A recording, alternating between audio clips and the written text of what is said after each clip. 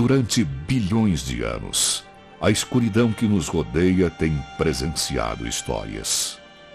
Histórias narradas por infinitos mundos e seres que navegam nesta vasta imensidão, buscando preencher o nada.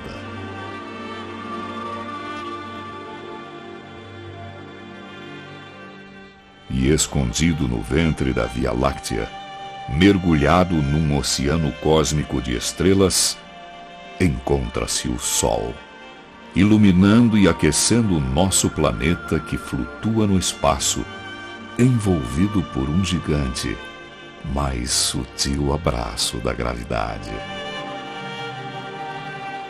E quem olha para a superfície azul e serena da Terra, nem imagina as forças que um dia dominaram nosso mundo. Ventos violentos, explosões vulcânicas gigantescas, terremotos e tsunamis arrasadores, forças que moldaram a face do planeta. Mas durante esse furioso processo, surgiu algo fascinante, com fantástica capacidade de adaptação e regeneração, que atravessou todos os acontecimentos que castigaram a Terra e lentamente foi conquistando o mundo, a vida.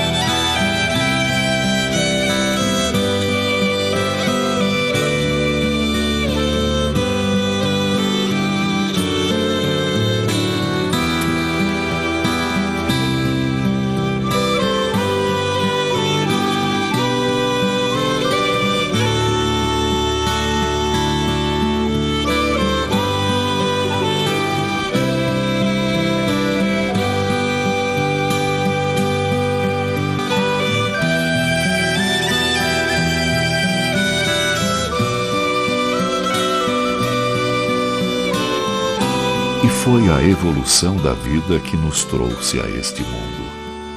Fomos paridos pela Mãe Terra, que desde a nossa origem nos conduziu passo a passo rumo ao nosso desenvolvimento biológico.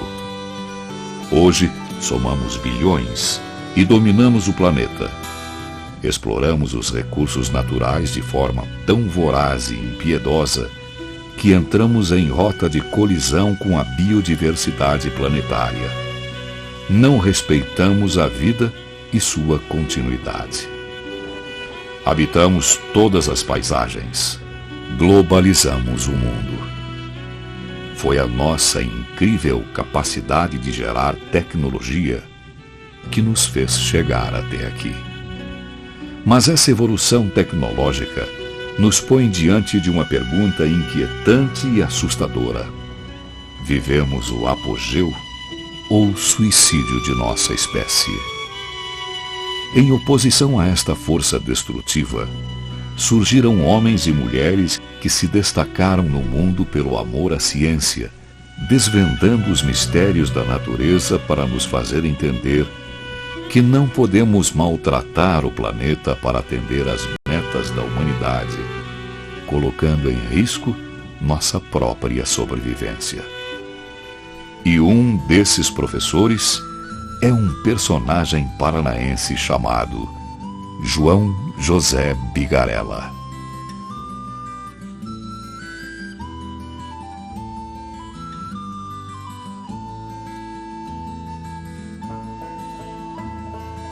João José Bigarella nasceu em Curitiba no dia 23 de setembro de 1923, filho de José João Bigarella e Otília Schaffer Bigarella. Passou a maior parte de sua infância numa ampla casa situada na Avenida Visconde de Guarapuava, próxima à antiga estação ferroviária. Fazia frequentes passeios com sua família nos arredores de Curitiba. Aprendeu assim a apreciar a paisagem e o modo de vida da área rural.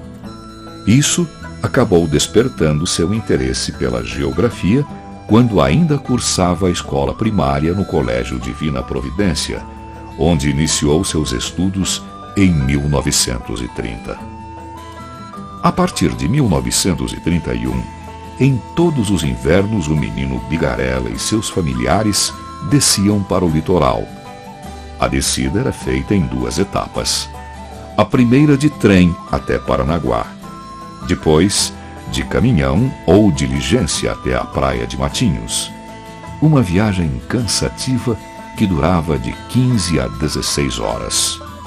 Mas não para ele, pois adorava a aventura e ia desfrutando cada centímetro das paisagens da Serra do Mar, que iam se descortinando diante de seus olhinhos maravilhados de tanta beleza.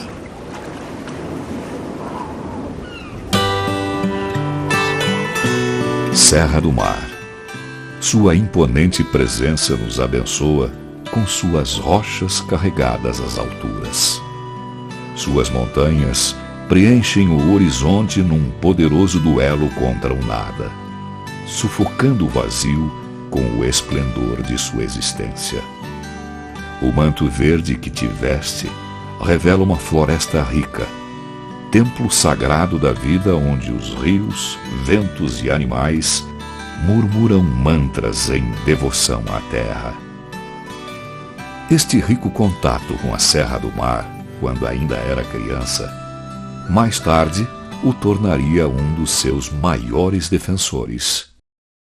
Nós estamos observando que no Brasil a atividade madeireira estava destruindo as florestas e, como as florestas do interior do Paraná já foram bastante devastadas, os madeireiros passaram a ter interesse na devastação da Serra do Mar.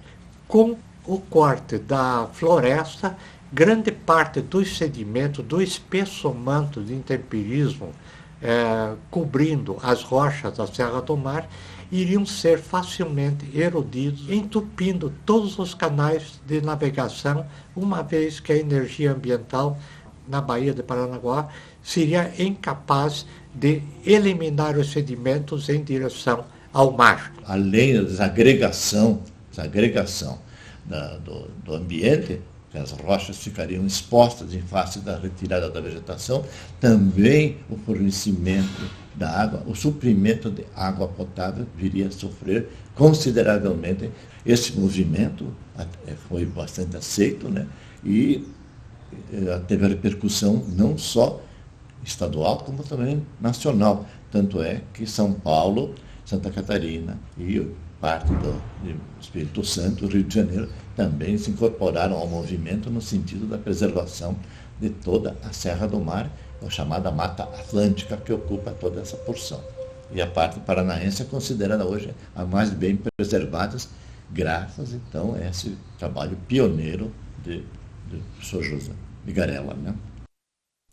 Em 1933, o menino Bigarella foi transferido para o Instituto Santa Maria dos Irmãos Maristas, onde cursou o resto do primário e o ginásio até 1939. Não perdia um filme sobre aventuras na África. Ficava fascinado com a exploração de regiões pouco conhecidas. O sonho de conhecer o continente africano manteve-se vivo durante 3 décadas.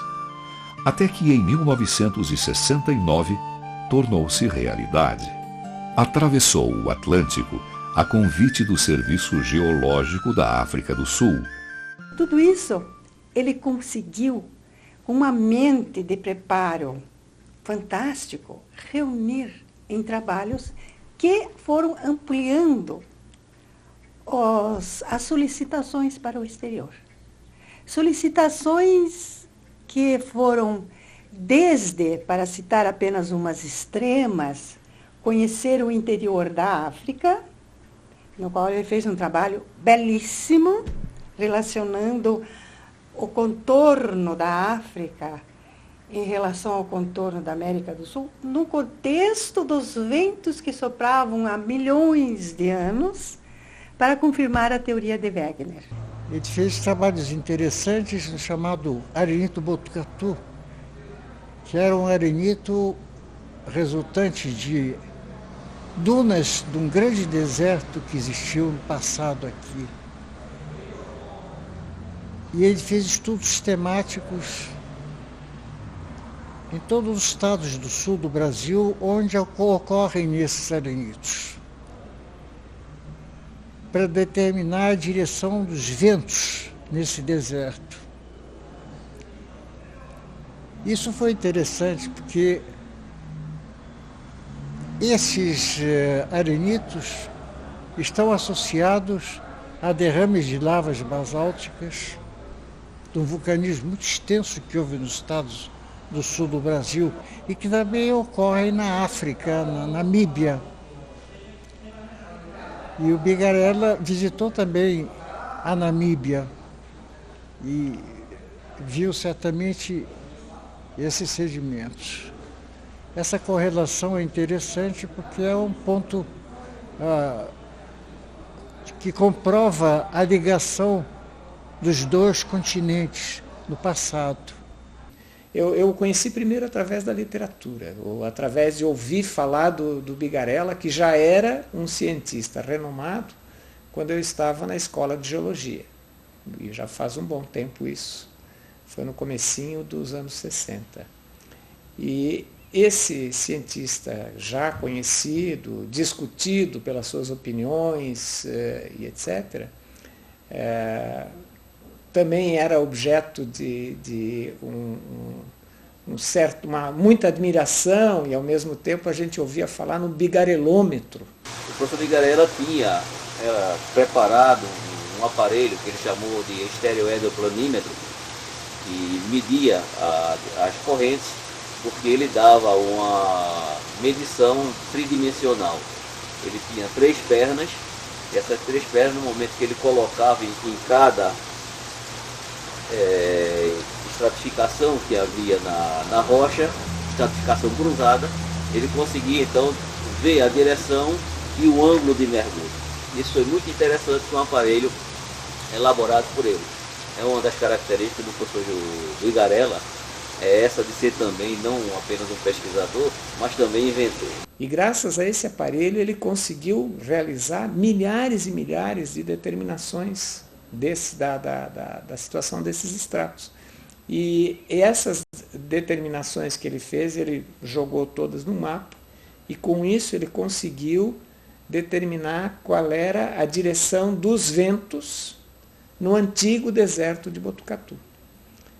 Então, jogando essas direções dos ventos para a situação em que o deserto de Botucatu se encontrava dentro do continente de Gondwana, ele conseguiu, comparando inclusive com direções que ele mediu na África, em desertos equivalentes ao Botucatu, ele conseguiu uma das primeiras provas assim irrefutáveis do movimento dos continentes, da separação entre a África e a América do Sul. Essa pesquisa, na fase inicial dos nossos trabalhos de campo, foi realizada com o auxílio inestimável do professor Riad Salamone, que foi nosso companheiro de campo durante muitos anos. E com ele nós pudemos realizar numerosas publicações. A história da geologia no Paraná se confunde com a história do professor João José Bigarella e também com a história de Riad Salamone, meu pai. Um mapeamento sistemático, ainda inexistente no Brasil, foi feito como precursor aqui no Paraná. O nome deste conjunto de mapas, né, e o projeto, chamado então de Carta Geológica do Paraná. Então são uma série de mapas, cujo trabalho de orientação foi realizado pelo professor Bigarella, principalmente, e também pelo professor Salamone. Certamente na região litorânea e do primeiro planalto do Paraná, esses são os mapas que orientaram as novas gerações de geólogos a fazerem seus trabalhos de descoberta e exploração mineral. Então é extremamente importante entender que não era meramente algo profissional essa relação, mas uma relação de verdadeiros amigos que eles eram. Em 1944, Bigarella conheceu sua esposa, uma mulher que, além de bonita e inteligente, tinha uma vocação artística refinada. Artista plástica de extrema sensibilidade e talento, Iris Bigarella traduz em suas obras as profundezas da psique humana. Suas telas são poesias cromáticas que nos projetam para dentro de nós mesmos numa jornada de encontro ao desconhecido. E foi esta mulher que acompanhou Bigarella durante toda a sua carreira, sempre apoiando, estimulando e suportando as longas ausências de suas pesquisas em trabalho de campo. Que isso tenha sido, como a gente sabe, uma espécie de direcionamento, conforme os estudos que eu tenho feito recentemente, direcionamento até do universo, porque foi um conjunto de circunstâncias tão extraordinário que fez com que nos conhecêssemos, que torna quase impossível a gente acreditar em algo que seja diferente. Nós não só nos conhecemos em circunstâncias extraordinárias, como vivemos uma vida extraordinariamente rica, de crescimento recíproco, que está ligado talvez ao fato de termos nos conhecido dessa maneira. Sempre houve entre ele e minha mãe ligações muito fortes, que eram laços que às vezes diziam do compromisso que ambos têm, porque minha mãe também ajudou muito nesses projetos e nessa quase necessidade de dizer alguma coisa a respeito, por exemplo, da questão ecológica. Então ela foi sempre muito presente, muito companheira. Quando o Bigarella vinha para Santa Catarina, muitas vezes eu ficava como... Ele morava conosco, ele ficava na minha casa. E a gente então notava não só as preocupações do Bigarella com o campo, como também, eu acho muito interessante isso, a preocupação da dona Iris, a esposa do Bigarella, com viabilizar de todas as formas esse trabalho de campo. Então, a gente observava que ele trazia a mala já com todo o material, e o material etiquetado na mala, vinha roupa para o campo, roupa para a palestra, coisas desse tipo. E a dona Iris telefonando e dizendo: Chaib, tudo bem e tal, olha, não esqueça, pede para o José para ele não esquecer de levar o chapéu para o campo. Ou uma vez ela telefonou: olha, eu esqueci de botar o chapéu no campo, arranja um boné para ele, não deixe ele ir para o campo sem o boné. É claro que uma longa, muito longa vida em conjunto, em termos humanos, como nós passamos, terá um significado especial quando se considera o todo. Inicialmente, o início da carreira de meu marido, que eu acompanhei, foi muito difícil, porque ele estava indeciso sobre os rumos que ele iria tomar, embora desde muito jovem mesmo, ele tivesse esse desejo intenso de ser cientista, pesquisador, de descobrir cada vez mais coisas. Apesar de sua formação universitária ter sido no ramo da química, durante seus estudos passou a trabalhar nas áreas de mineralogia e geologia, pesquisando matéria-prima para as indústrias de cimento e de cerâmica, entre 1947 a 49.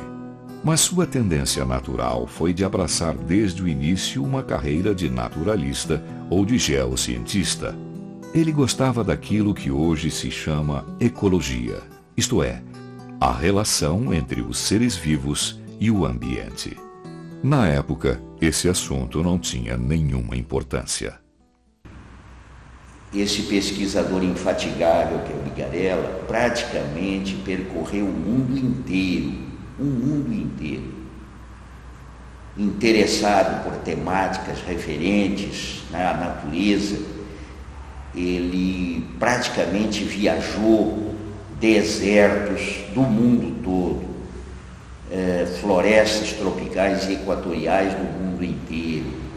Esteve no Alasca, esteve nos Andes e assim por diante. Quer dizer, uma pessoa extremamente curiosa e muito interessada também na beleza da natureza, como era típico dos fundadores da geografia, como foi o caso do alemão Humboldt, fundador, e que tinha um grande prazer na beleza da natureza, como o Bigarella também sempre teve. Quando os meus filhos eram pequenos, ele ficava com eles na praia.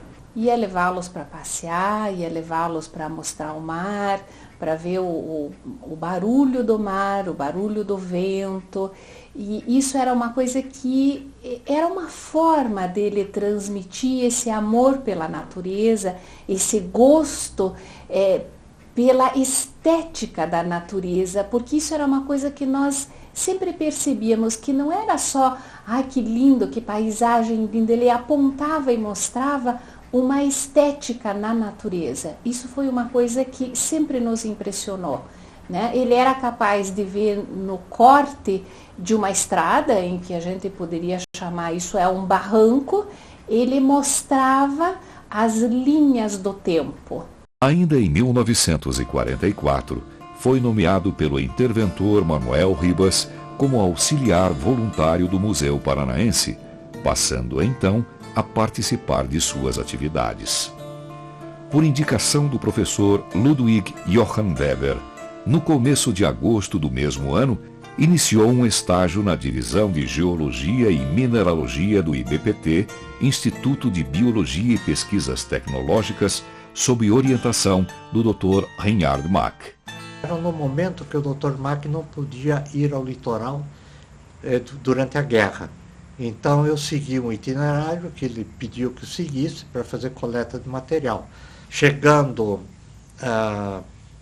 logo na beira da Serra da Prata, nós fomos pedir pouso. Então nós chegamos nessa casa, pedimos, pensei que ele se desse um lugar na sala ou em qualquer lugar. Muitas vezes ele cediu um lugar no adendo da casa, né, que a gente podia fazer o pernoite.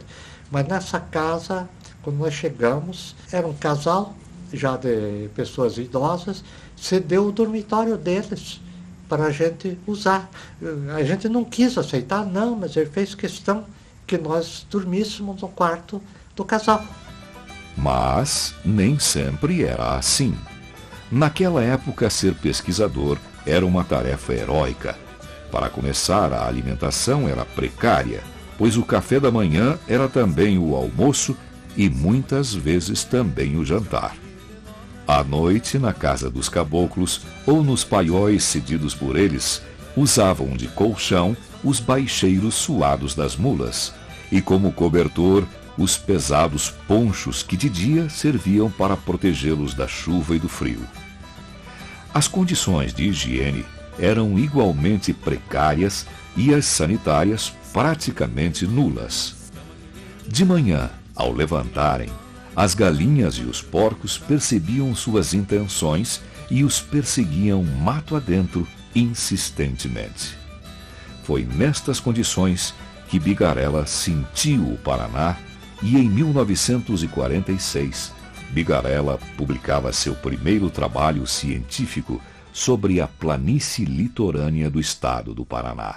O grande itinerário, a meu ver, de João José Bigarella foi partir de um curso de Química, treinar com um bom mestre, um grande mestre que foi Reinhard Mack, e passar para as Ciências da Terra gradualmente, deixando um pouco de lado a sua formação básica, e a partir daí obter linhas temáticas muito ligadas ao estado do Paraná. Isso é uma característica de Bigarella e de Reinhard Mack.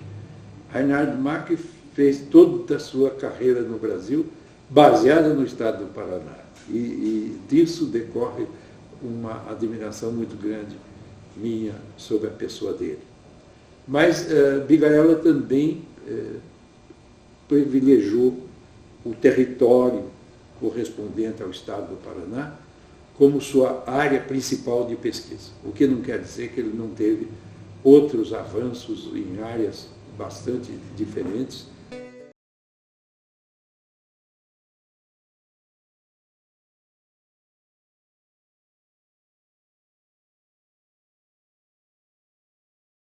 Bom, saímos de Curitiba com um voo da Paner para Assunção, com escala em Foz do Iguaçu.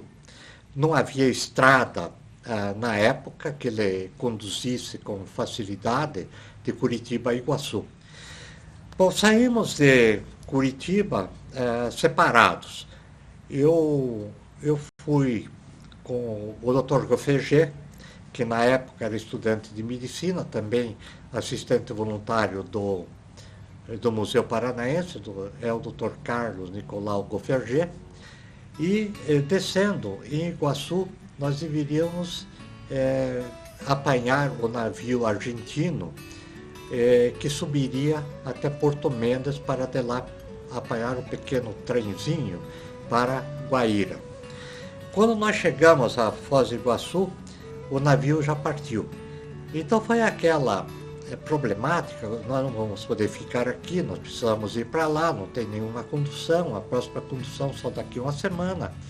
Então foi tentado por parte do quartel militar e também o apoio do pároco de Foz do Iguaçu, a possibilidade de viajar com o Correio Aéreo Nacional. E dito e feito, nessa ocasião, nós embarcamos nesse pequeno aviãozinho, sentando em cima das malas postais e sobrevoamos toda essa área com uma coisa magnífica, a floresta que se perdia de vista.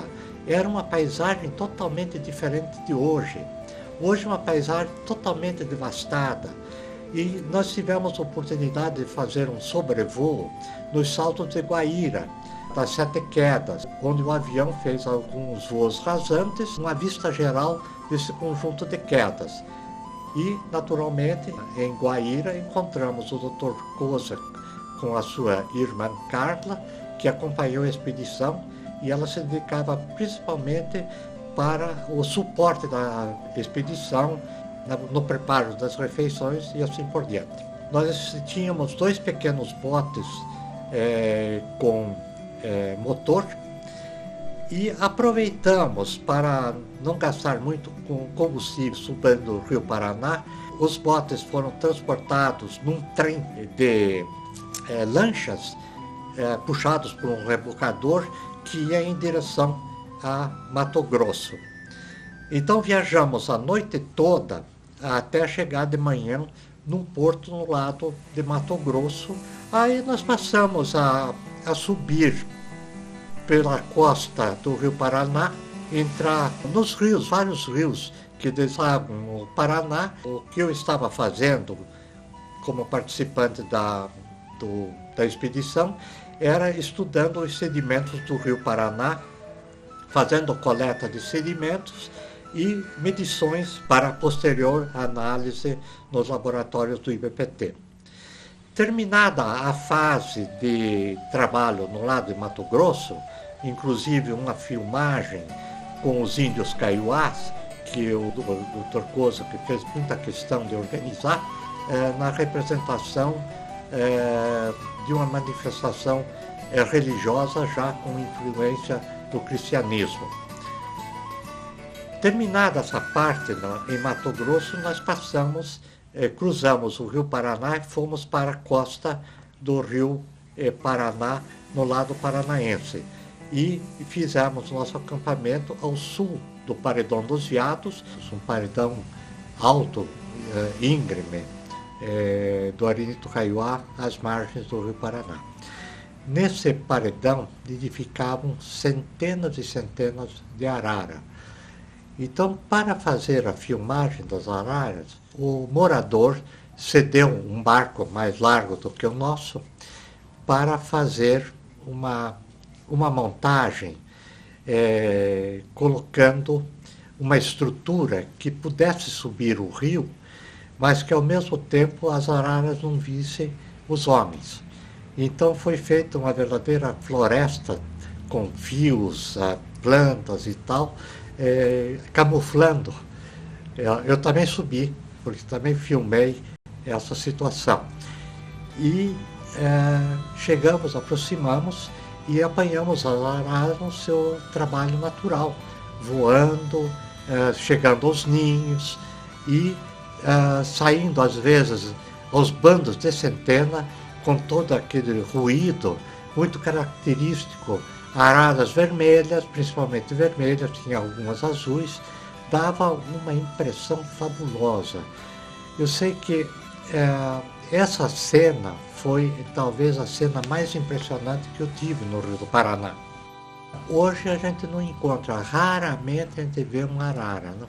É uma cena que desapareceu da paisagem paranaense. Não? Em 49, Bigarella assumiu como primeiro titular a chefia da Divisão do Patrimônio Histórico e Cultural do Paraná, a convite do professor Fernando Correia de Azevedo. O principal objetivo de sua ida à Divisão do Patrimônio era para fazer o levantamento dos sambaquis no Paraná. Esses depósitos antrópicos tinham grande dúvida na mente dos geólogos antigos do Brasil, que eles ficavam tentando dizer se eram depósitos naturais ou depósitos feitos pelo homem. Né? E foi Bigarella, junto com Antônio Teixeira Guerra e eu próprio, que mudamos o conceito de Sambaqui. Sambaqui era uma construção humana do homem pré-histórico costeiro, anterior à chegada dos tupis, e que se assentava em terrenos de restingas arenosas, portanto, acima de um terraço de construção marinha. Bigarella terminou a universidade, né? o curso de Química e depois de Geografia. E sua tese de doutoramento foi sobre o litoral paranaense. Estava inserida nessa tese dele o cadastramento de sítios arqueológicos chamados Sambaqui. Quando foi criado o patrimônio histórico do Estado, ele foi o primeiro coordenador do patrimônio. E, como tal, ele fez viagens ao interior também e chamou a atenção do Estado para a preservação. Tanto é que o Estado, logo em seguida, providenciou uma lei de proteção dos sítios arqueológicos, chamada Sambaqui, baseado nesses trabalhos pioneiros de Bigarella, que na época sofria uma intensa destruição pelo Departamento de Estradas de Rodagem, que estava utilizando os depósitos conchíferos para a pavimentação das estradas no litoral. Corríamos o risco de perder para sempre toda a cultura pré-histórica do Estado. Foi a partir do mesmo ano que Bigarella passou a dar aulas, atividade que ao longo do tempo foi ganhando cada vez mais importância em sua vida. Falar do professor Bigarella é falar das raízes da minha formação geomorfológica, porque ele foi o grande mestre da minha professora, Maria Regina Mouzin de Meis. E obviamente que ao longo da nossa carreira científica, os ensinamentos do professor Bigarella são inesquecíveis. Ele sempre teve o extremo cuidado com a ideia de que ao formar alguém, ele esteja formando um pesquisador. Os alunos dele de mestrado, ele fazia questão que eles aprendessem a metodologia de trabalho. Não é só fazer aquele trabalho, é através daquele trabalho aprender uma metodologia em que pudesse levar essa metodologia depois para toda a sua vida profissional depois. E o cuidado com a informação e a certeza de que você está no campo e no laboratório coletando dados que são absolutamente dignos de confiança, isso aí é que ele sempre colocou como sendo essencial para um trabalho científico ser efetivamente um trabalho apreciado. João José Bigarella reúne de maneira admirável o cidadão, o cientista e o artista. Além disso, tem um poder extraordinário de trabalhar em equipe e de reunir em seu torno pessoas talentosas. A prova disso é este livro que a editora da UFSC teve o prazer de publicar, que se chama Estrutura e Origem das Paisagens Tropicais. No momento temos 3 volumes publicados e há a perspectiva de publicarmos ainda um 4º volume. Esse livro circulou nacionalmente e também internacionalmente, e de muitos depoimentos que colhemos, temos a certeza de que se trata da obra mais importante publicada no mundo neste assunto. O que ele, ao todo, produziu foram muito mais de 200 obras, entre não só livros, como aquilo que parece simplesinho, são as pequenas separatas, que significam meses e anos de trabalho, uma pequena separata assim. Eu acho que quem foi aluno deles, com certeza aprendeu a fazer pesquisa, não só em geomorfologia, mas para qualquer área a se dedicar, como eu agora me dedico à climatologia. Pensando metodologicamente na pesquisa, eu me inspiro nas aulas dele, nas coisas que ele ensinou para a gente, né? De como se comportar no campo, de como se comportar diante da bibliografia, de como buscar respostas que ainda não foram encontradas. Pois bem, este monstro sagrado, né, ele acabou sendo penalizado pelo CNPq com o corte da sua bolsa de pesquisador, alegando, não é, idade ou exatamente eu não sei o que mostra que os tempos que nós vivemos não são lá tempos muito interessantes do ponto de vista do apoio à pesquisa, do incentivo, da valorização, né?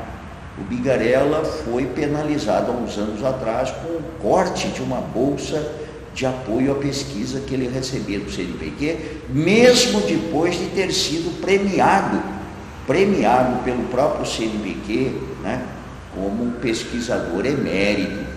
Porque afinal a gente talvez tenha que ter uma viração muito maior, além do trabalho de pesquisa em si, tem o trabalho de sobrevivência institucional das condições adversas para se desenvolver ciência no país, mas quem teve bons mestres, como eu fui privilegiada de ter, a minha mãe, geomorfológica, e carinhosamente nós consideramos o Bigarella o nosso avô geomorfológico. E ele gostava muito, com toda a seriedade dele, um cara assim muito séria, ele ria muito com a gente, porque de noite, na hora da janta, todo mundo junto, e ele brincava com a gente, convidando se nós não queríamos formar uma comunidade georhippie em Curitiba. Então era o lado agradável, né, do professor, juntando seriedade, sem mau humor, muito trabalho, mas acima de tudo um grande aprendizado. Quando eu era pequena e havia as fichas para preencher, né, profissão do pai, profissão da mãe, eu me lembro que eu sempre ficava em dúvida, ou muitas vezes perguntava assim, o que eu deveria escrever? Se ele era engenheiro químico, se ele era... O que deveria ser colocado em profissão? E ele sempre dizia, coloque professor. Sempre eu recorri todas as minhas necessidades acadêmicas aos seus conhecimentos. Ele prontamente nunca negou nenhum tipo de esclarecimento, né? Aquela pessoa muito aberta, não segura para si o conhecimento, pelo contrário, ele divulga, sempre muito solícito a todos os chamados, né? Quer queira para fazer palestras, né? Ou para orientar, ou para fazer campos comigo. E até hoje, né, nas minhas disciplinas aqui do curso de Geociências, ele me acompanha nos trabalhos de campo, porque eu acho importante também que os alunos conheçam o professor Bigarella e a sua técnica do campo. E a admiração que os alunos têm por ele é uma coisa comovente. Conseguiu realizar um trabalho importantíssimo, né, nos estudos das paisagens brasileiras, na formação de grandes outros professores também. E um grande homem, um grande cara, contribuiu bastante para o nosso país. É sempre uma honra e uma oportunidade única de estar sempre junto com o professor Bigarella, adquirindo a experiência que ele nos passa através da sua carreira de geólogo, de cientista, membro da Unesco. É uma fonte de cultura e para nós acadêmicos é super importante ter esse tipo de contato. Sempre está produzindo alguma coisa, ele sempre tem alguma coisa em mente, então ele nunca para.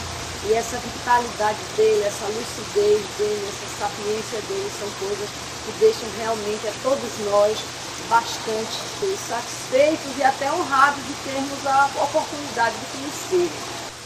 Mas eu quero destacar aqui, para finalizar, algo que Bigarella fez ainda com estudantes, tanto eu como Carlos Caldas éramos estudantes, foi de publicar na Holanda o trabalho que ele fez sobre a formação Serra Grande e a formação Pimenteiras no Piauí. Com um trabalho que nós fomos apenas a mão de obra, nós fomos apenas o medidor. Mas para Bigarella, ele considerou que o estudante participou. E ele colocou o nosso nome nesse trabalho juntamente com ele. E isso aí foi o primeiro trabalho que eu publiquei internacionalmente. Então isso para mim foi um marco. Isso para mim me orientou como tratar os estudantes. Eu fico muito satisfeito quando eu aprendo alguma coisa de um aluno, porque aí eu digo, eu acho que estou no caminho certo. E tem acontecido várias vezes que eu aproveitei ensinamentos de alunos. Ao longo de sua carreira de incansável cientista, Bigarella se deparava cada vez mais com a mudança dramática das paisagens que dia a dia iam se degenerando com a ação destrutiva do homem. Quanto mais aprendia a respeito dos ambientes antigos, mais se preocupava com o ambiente atual. As rochas narravam para Bigarella a história dos eventos que marcaram o passado da Terra, criando nele uma profunda sensibilidade ambiental, que o fez lutar intensamente pela conservação da natureza e pelo uso responsável dos recursos naturais. Surgia a ADEA, Associação de Defesa e Educação Ambiental. Vendo o que o homem estava causando na natureza, em termos de destruição descuidada, fez com que ele se tornasse extremamente preocupado com a sobrevivência do ser humano e aquilo que hoje em dia se chama vulgarmente de ecologia, né? Esse foi um outro ensinamento, né? Porque nós assistimos o professor Bigarella organizando uma entidade que hoje poderia ser, como disse muito bem o meu colega Chaib, era a organização precursora do que hoje são as ONGs. A ADEA, que foi liderada há muito tempo pelo professor Bigarella,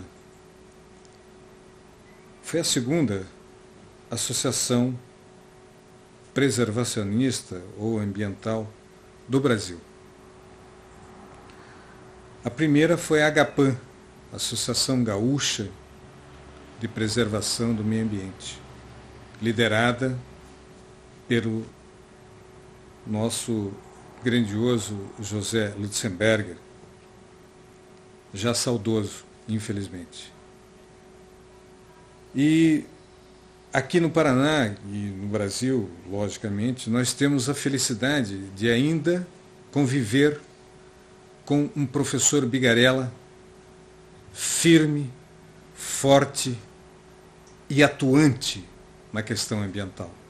Ele foi convidado para fazer uma palestra no ADESG. E no dia seguinte, uma amiga minha disse: credo, teu marido causou um susto ontem na palestra do ADESG, porque ele falou de maneira tão convincente. Nós estávamos todo mundo estava aquele oba-oba, mas o Brasil está indo só para frente. E daí ele provou, com os slides e com a palestra dele, que não estava indo para frente, não.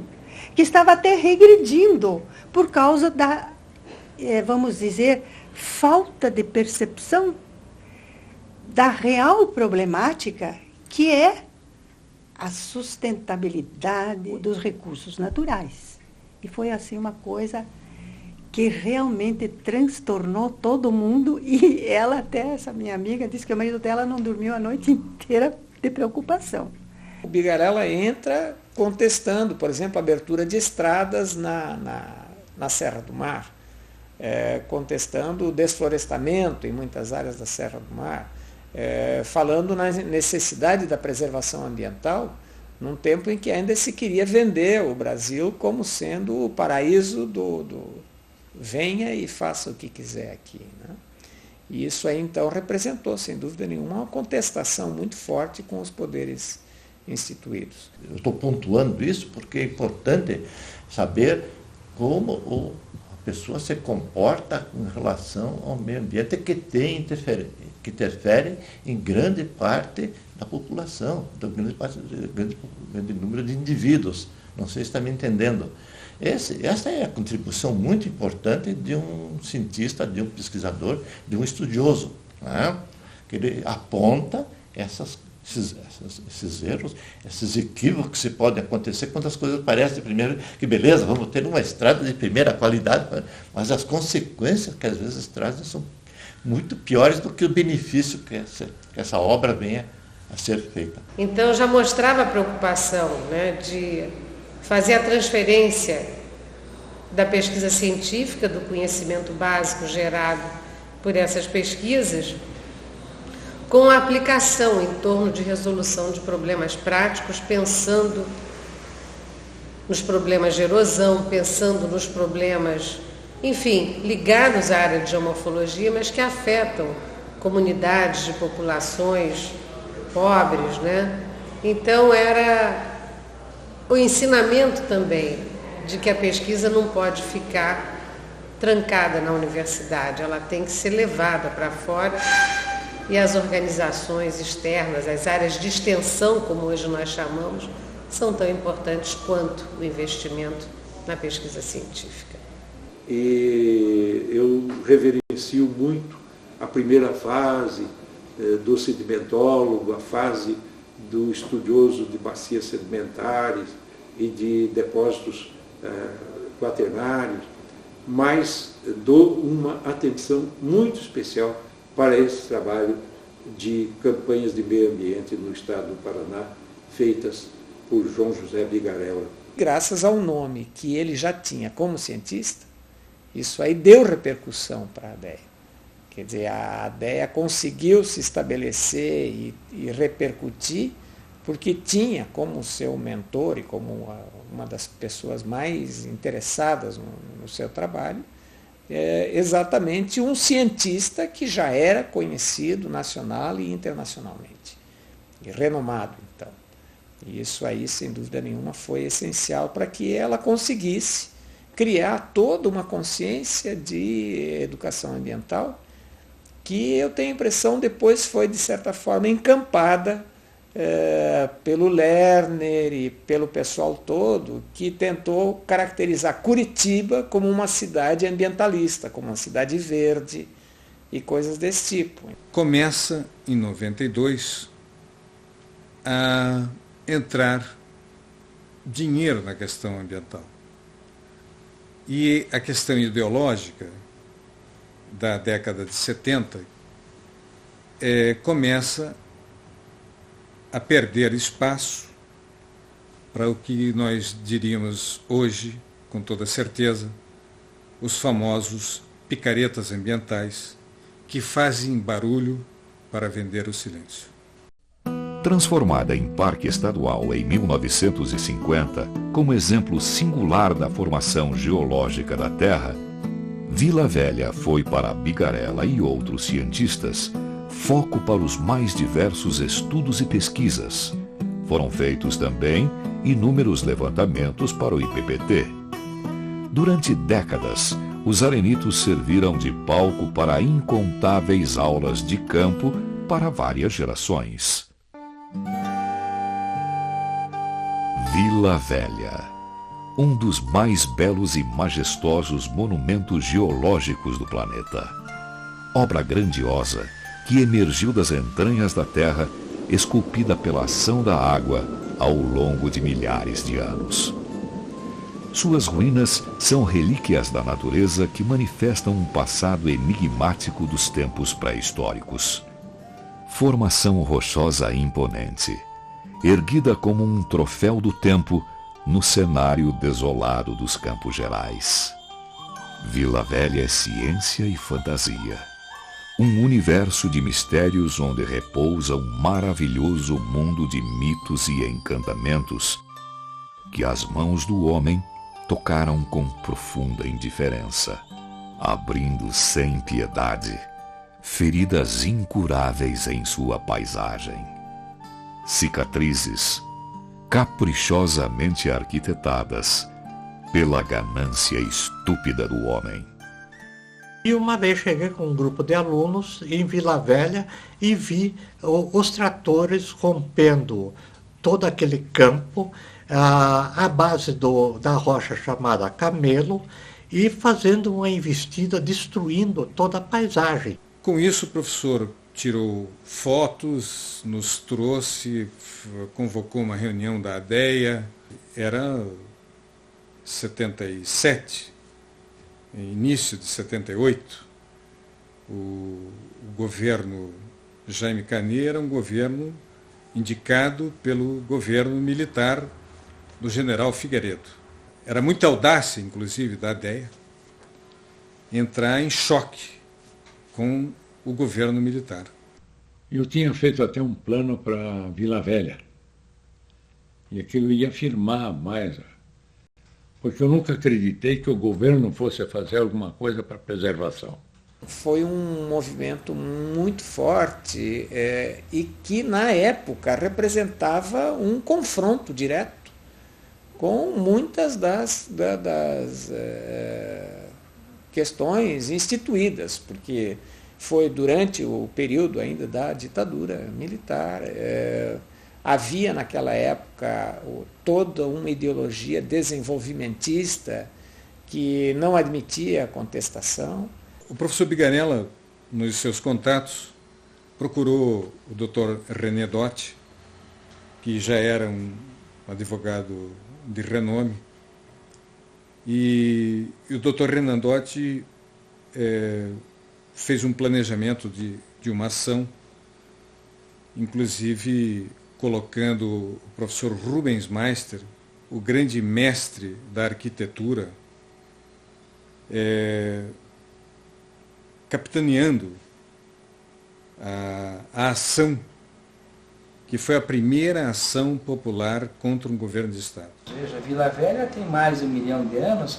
Imagine 1 milhão de anos com a preocupação de uma exploração massificadora do turismo, inclusive com iluminação noturna, como se as pessoas de Curitiba a 80 quilômetros ou de Ponta Grossa a 20 quilômetros fossem à noite ver os arenitos. Então, já por esse dado objetivo, se percebe que o plano era algo absolutamente inadequado. E nós, então, em função da sensibilidade trazida pelo professor Bigarella e outras pessoas, apresentamos na Justiça uma ação em defesa de Vila Velha.